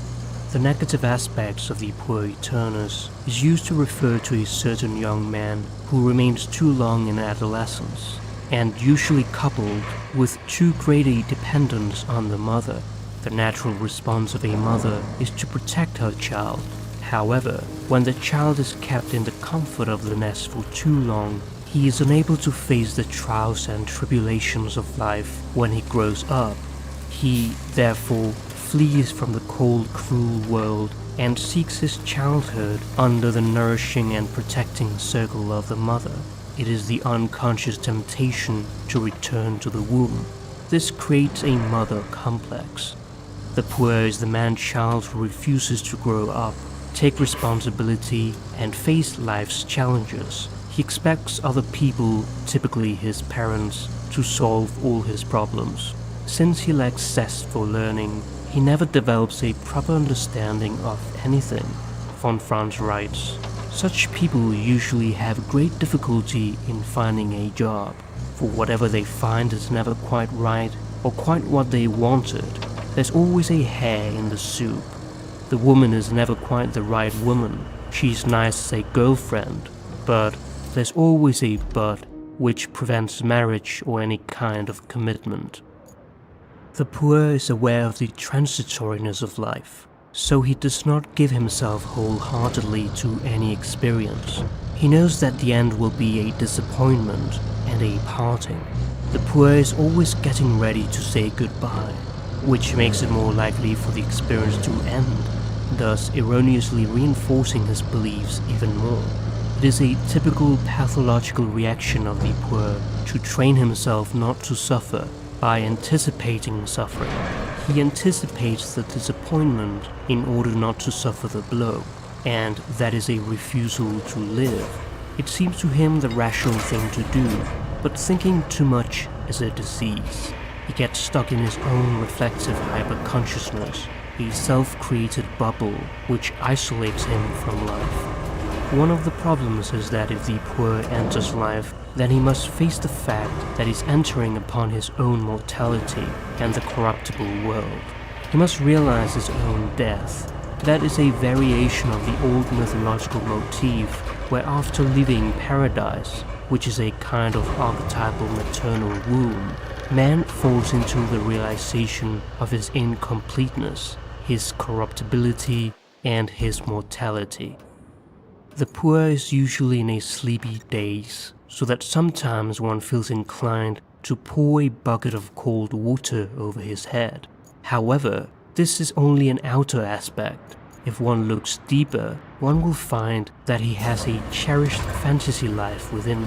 The puer may become a megalomaniac and think of himself as someone special and exceptional, a hidden genius, or the next big philosopher. But he has no tangible product to show his genius. He is an artist without art.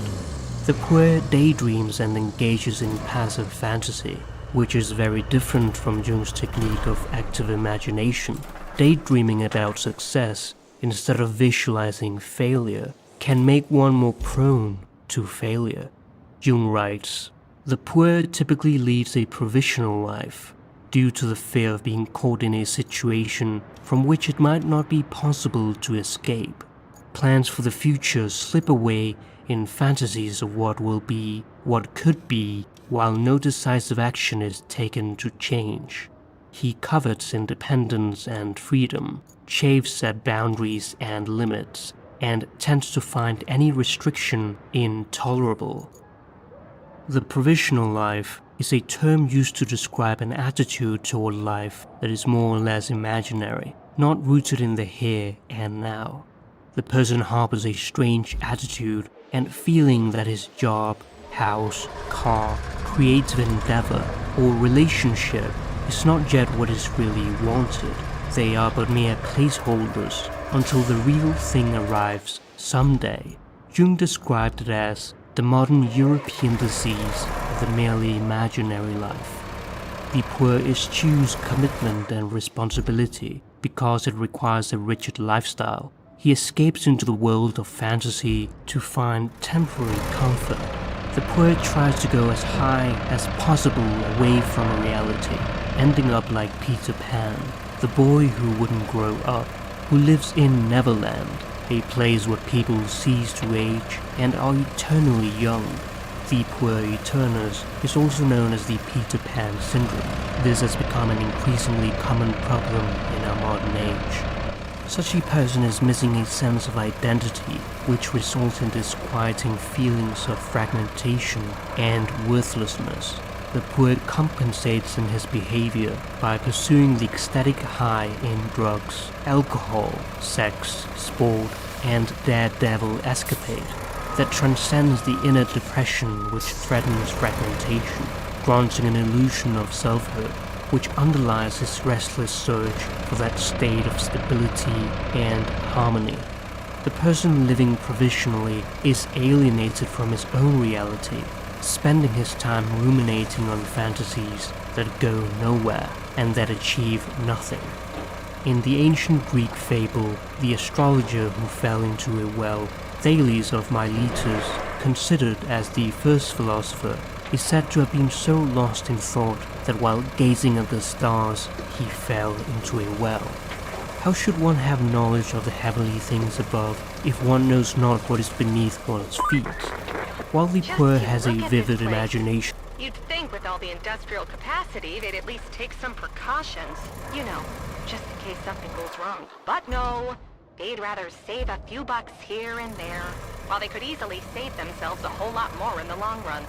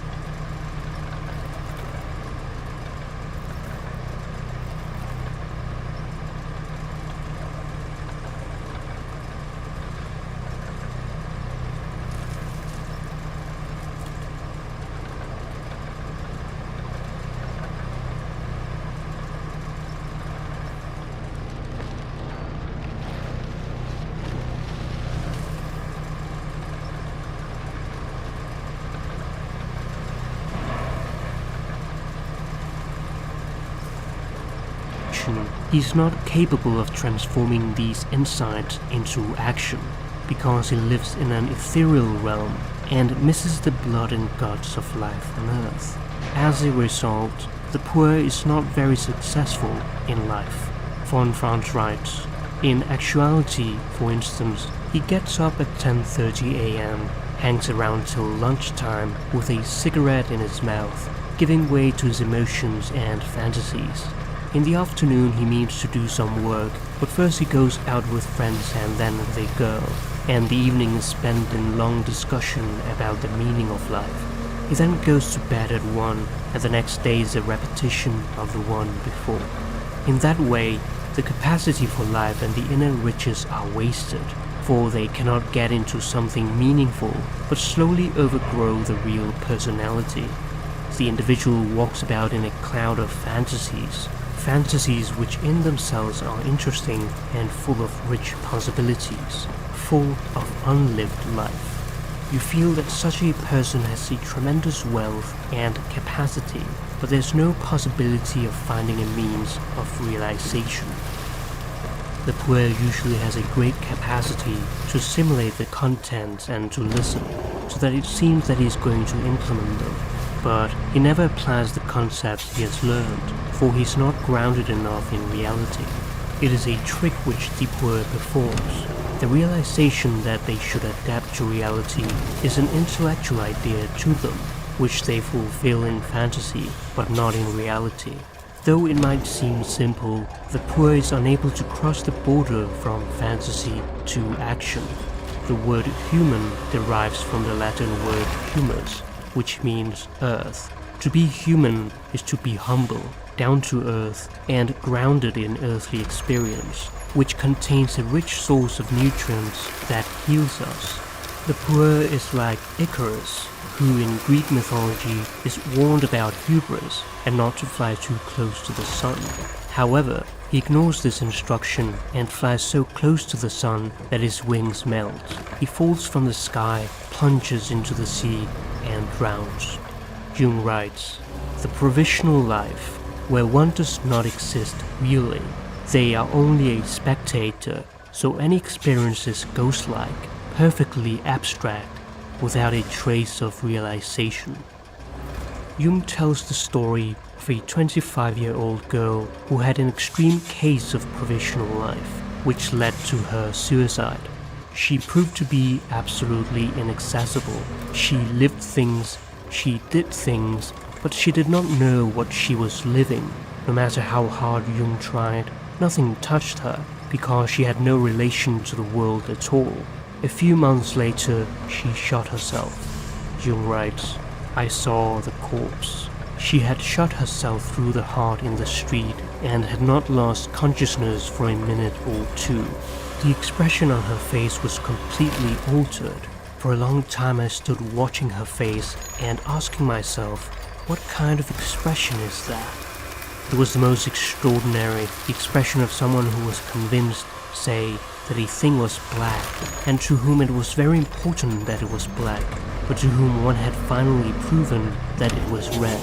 And it was as if she suddenly realized it was red. It was a look full of bewilderment and a sort of pleasant surprise. I saw what happened. At the moment when she shot herself, she understood what life was for the first time. Sometimes people have to injure themselves very badly in order to awaken to what life really is. This shows how deeply unconscious people often are. The inner world must complement the outer world, and vice versa. An over-reliance on the inner world, in which the ego cannot get out of Neverland, will make it impossible to advance into adulthood. As this becomes more and more of a crisis, the unconscious starts to seep in and threatens to overwhelm and drown the ego. Whatever one has within oneself but does not live grows against one. There are also children that become mature too early and grow up very quickly. The extreme opposite of the poor. These are neglected children. The hardships of life have forced them to become very realistic, independent, and disillusioned. You can generally tell from a bitter and falsely mature expression that something went wrong. They were pushed out of the childhood world too soon. Such people cannot love nor trust anybody. In that situation, life has no meaning, because they have lost the magical aspect of the eternal youth. They always feel not quite real, only half alive. In therapy, the analyst has the difficult task of guiding them back to their childish fantasies in order to deal with them correctly. The eternal child also contains many positive qualities, a spirituality which comes from close contact with the unconscious. The poor is agreeable, has the charm of youth, and starts invigorating and deep conversations. He appears as the divine child, who symbolizes newness, potential for growth, and hope for the future. Friedrich Nietzsche understood the importance of this. In fact, he considered the child to be the final metamorphosis to becoming who one is. He writes, "The child is innocence and forgetfulness, a new beginning, a game, a self-propelling wheel, a first motion, a sacred yes. For the game of creating, my brothers, a sacred yes to life is needed." What is meant by the inner child is that which is born from the maturity of the adult. It is not a regression towards an infantile state of life, but a progression towards wholeness. We all have an inner child within us, even older people, who sometimes appear to return to the childlike state of innocence. The eternal youth is one who is immersed in the moment and filled with wonder and playfulness, giving way to pure creativity. He is a yes-sayer, the pinnacle of life affirmation. He brings the heavenly realm into his earthly existence. A passage from the Bible reads, "Verily I say unto you, except ye be converted and become as little children, ye shall not enter into the kingdom of heaven." As we grow older, we enter the world of the Senex, which is Latin for old man. He too possesses positive and negative aspects. Positively, he is a balanced person who is grounded, patient, conscientious, risk-averse, and controlled. Here he appears as the archetype of the wise old man.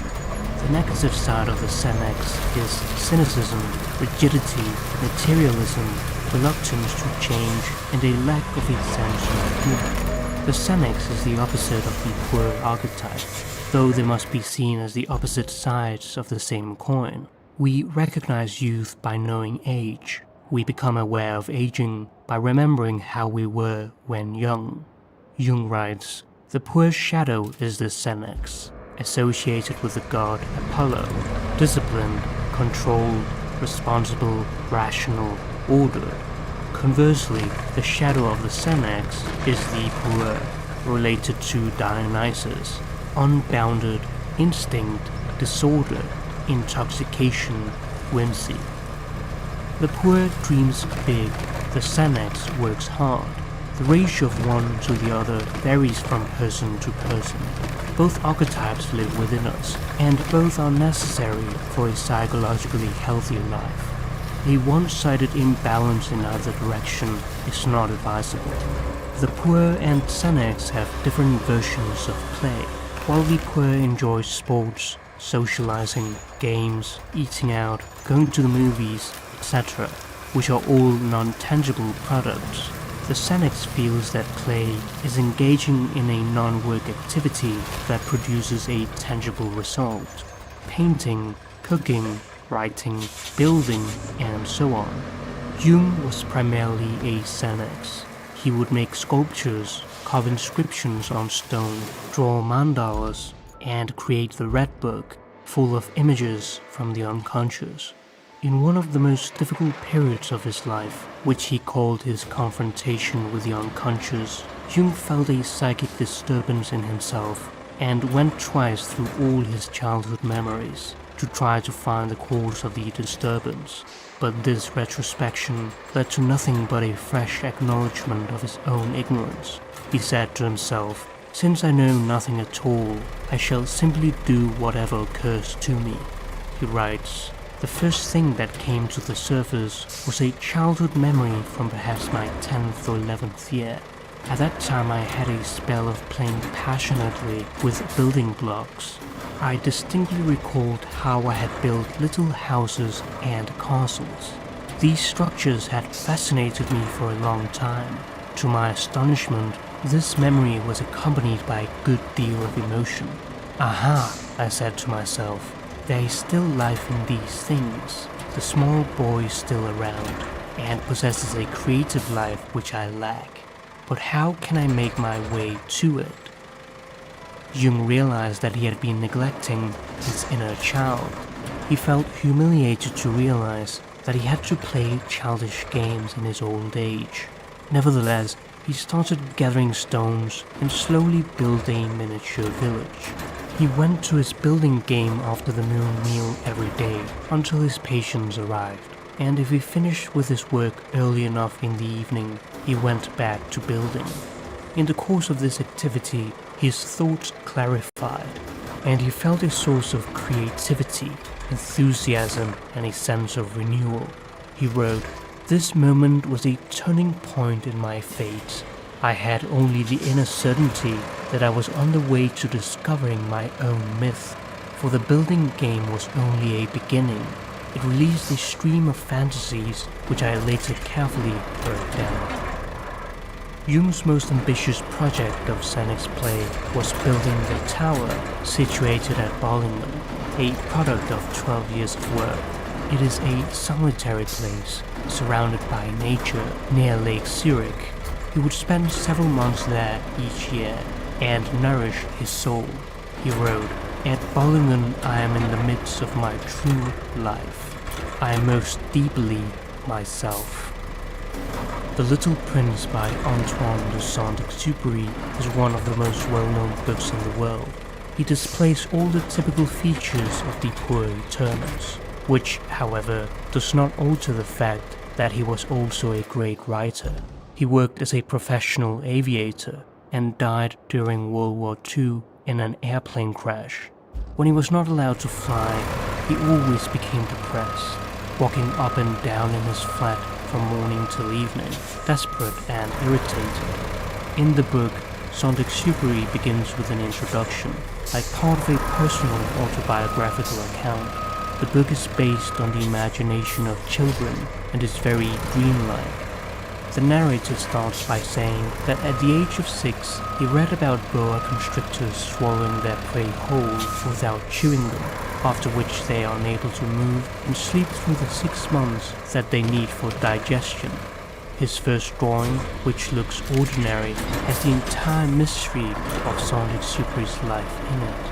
He shows his masterpiece to the grown-ups and asks them whether the drawing frightened them, but they say, why should anyone be frightened by a hat? But his drawing was not a picture of a hat, it was a picture of a boa constrictor digesting an elephant. Since they were not able to understand it, he made another drawing. It draws inside the boa constrictor so that they can see the elephant clearly, since adults always need to have things explained. The grown-ups respond by advising him to lay aside his drawings and focus on studying arithmetic, geography, grammar, etc. That is why, at the age of 6, he gave up what might have been a magnificent career as a painter. He then chose another profession, and he learned to pilot airplanes. Having flown all over the world, whenever he met a grown-up, he would show them drawing number 1 to find out if that person was of true understanding, but they would always say it looks like a hat. So he lived his whole life alone, without anyone that he could really talk to, until he had an accident with his plane in the desert. This experience is linked with his personal life, in which he nearly died of thirst and experienced hallucinations. As he was trying to fix the plane, he heard an odd little voice say, "If you please, draw me a sheep." It was the little prince, who had come down from the stars. He shows him the hat, and the little prince says that he doesn't want a boa constrictor that swallowed an elephant, he wants a sheep. This magical being from the unconscious is the first person he has met that understood him. However, he does not know how to draw a sheep, and after several failures, he draws a box instead, and in a tricksterish fashion says that the sheep he wants is inside it, for he's too busy trying to fix the engine of his plane. This symbolizes the conflict between the demands of the inner and outer life, which poses a tremendous tension. A common thing that a poor does is to put all his plans in a box and store them away, in a gesture of boredom and impatience. This is the great danger. Perhaps the most important thing a poor can do is to take something seriously and to stick to it. This first part of the novella contains the whole problem of the Puer-Aeternus in a nutshell. We see that Saint-Exupéry has never really gotten used to living in the world of the adult. He was experiencing depression and disillusionment.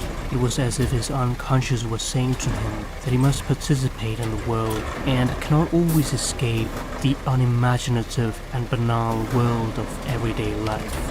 He felt as if his soul had completely dried up, and that he was dying of thirst, hence the image of the desert. This midlife crisis leads to conscious absent-mindedness, and one little mistake can cost one's life. The adult world lacks enchantment of nature and the magic found in fairy tales. It is totally dead. Saint-Exupéry writes, "I know a planet where there is a certain red-faced gentleman. He has never smelled a flower. He has never looked at a star. He has never loved anyone. He has never done anything in his life but add up figures. And all day he says over and over, just like you, I am busy with matters of consequence, and that makes him swell up with pride." Saint-Exupéry speaks about the emptiness, idiocy, and meaninglessness of adulthood, and that the childhood life is the fantasy life, the artist's life, the true life. All the rest is empty persona, running after making money, making a prestige impression on other people, and having lost one's true nature. The great problem is that he has not found a bridge by which he could take over the true life into the adult life. The English poet William Wordsworth wrote about this poignantly. "There was a time when meadow, grove, and stream, the earth and every common sight, to me did seem, apparelled in celestial light, the glory and the freshness of a dream. It is not now as it hath been of yore. Turn wheresoe'er I may, by night or day, the things which I have seen, I now can see no more. Shades of the prison house begin to close upon the growing boy. At length the man perceives it die away, and fade into the light of common day." The fundamental question is, how can one grow up without losing the feeling of totality, the feeling of creativeness, magic, and of being really alive, which one had in youth? What is really going on in Saint-Exupéry's life is that his greater personality has been devoured by the mother, which suffocates life and prevents the human being from development and growth. One is permanently in the womb and never leaves the mother's protective shell to go into the adult world. The great mother becomes the devouring mother, like the Hindu goddess Kali.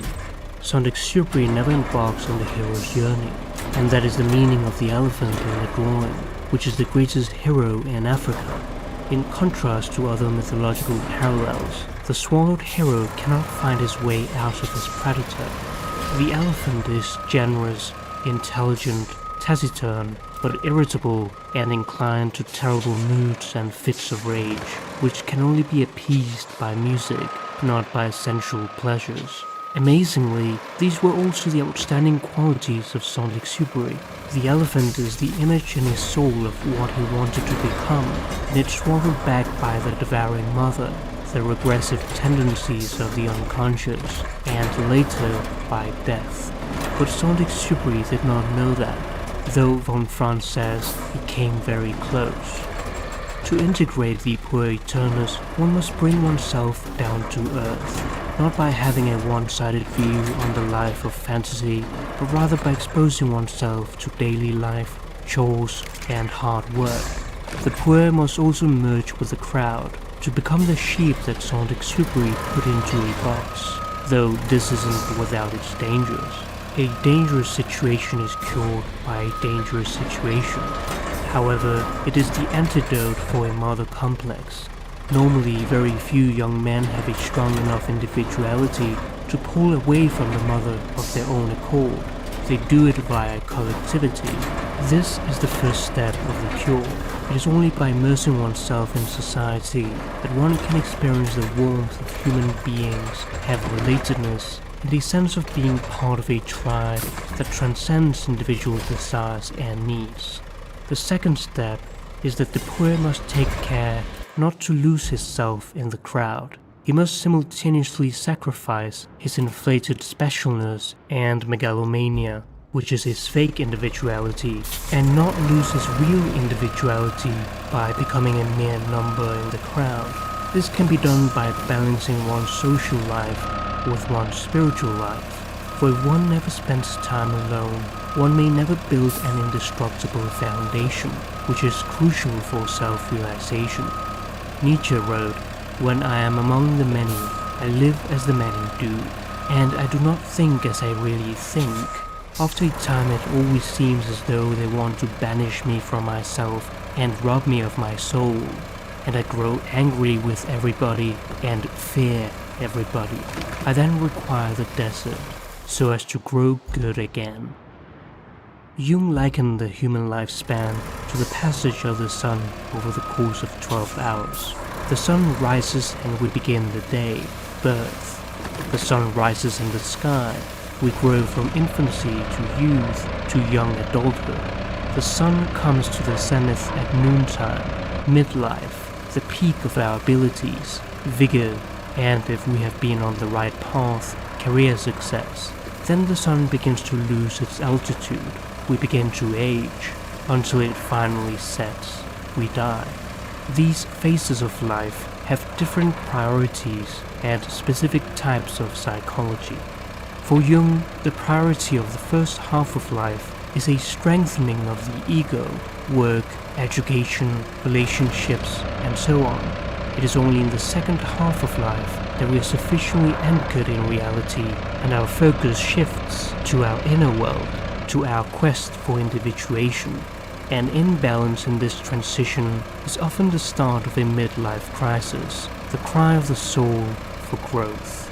Jung writes, "The significance of the morning of life undoubtedly lies in the development of the individual, our entrenchment in the outer world, the propagation of our kind, and the care of our children.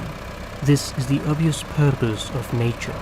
Whoever carries over into the afternoon of life the law of the morning or the natural aim must pay for it with damage to his soul.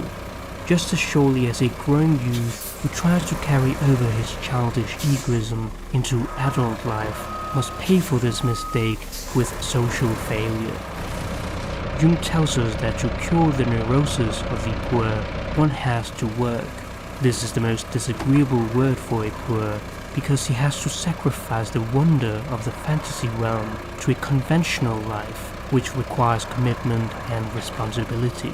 It seems like utter madness to him, because he's letting go of his specialness. The crucial step is that he must drive out his devils and be careful that he doesn't also drive out his angels. This can only be achieved. Should be pretty straightforward now that you've cleared out the trees.